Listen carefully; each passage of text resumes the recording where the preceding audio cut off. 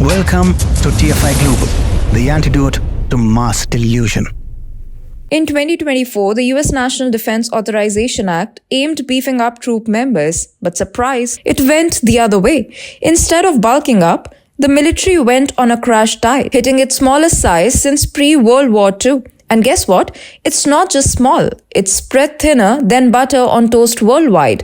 Military bigwigs are sweating bullets, worried about the message this tiny force sends to America's enemies. The US Army has witnessed significant personnel reductions, leading to a force of just 445,000 active duty soldiers, a drop of more than 40,000 personnel, marking an 8.4% decrease over 3 years. Likewise, the Marine Corps is anticipating a reduction of 8,900 active duty members, a 4.9% decrease, while the Air Force expects a loss of 13,475 airmen, equating to a 4% drop. The Navy is also slated for a reduction of 10,000 soldiers, marking a 2.9% decline. As a result, the total count of active duty soldiers in the armed forces is projected to diminish 1,284,500 in fiscal 2024. This marks a staggering decline of nearly 64,000 troops over the past 3 years and marks the smallest military force to America since 1940. By comparison, key adversaries like Russia and China boast 1.15 million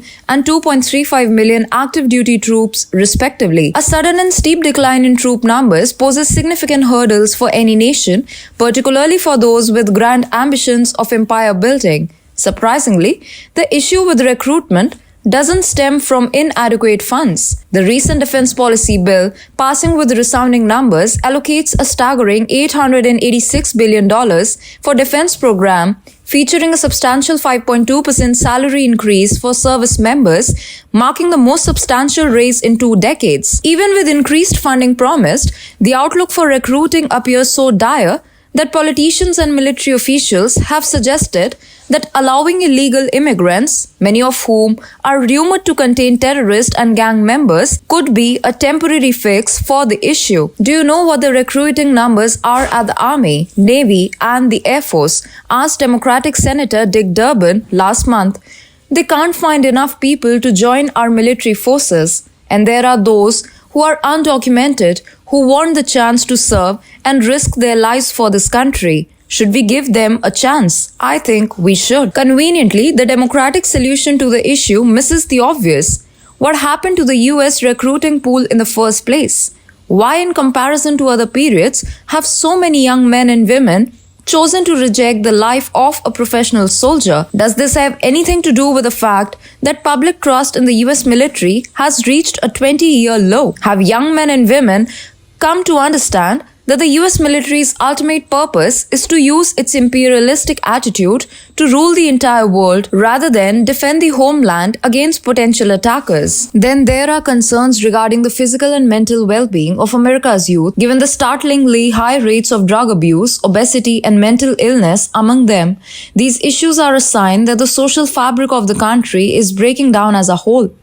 The problem lies within American society, or rather, the lack thereof, writes Brian Baltic, a geopolitical analyst and former US Marine. It suffers from a general unraveling of family values, work ethic, and social cohesion. Additionally, there is a collapse of America's education system, including vocational education, which creates a shortage of qualified candidates for economic and military activities. This trend, often portrayed uncritically by the media, mirrors similar impacts witnessed at entities like Disney and Budweiser. This shift in mentality seems to deter individuals from pursuing military careers for comparable reasons. This raises concerns about patriotism in an era when public education appears to sow seeds of animosity toward the nation among younger generations.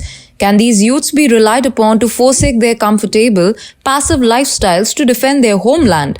A brief scroll through the self-absorbed realms of Instagram, TikTok, and Facebook starkly reveals the nation's focal points, painting a disheartening picture.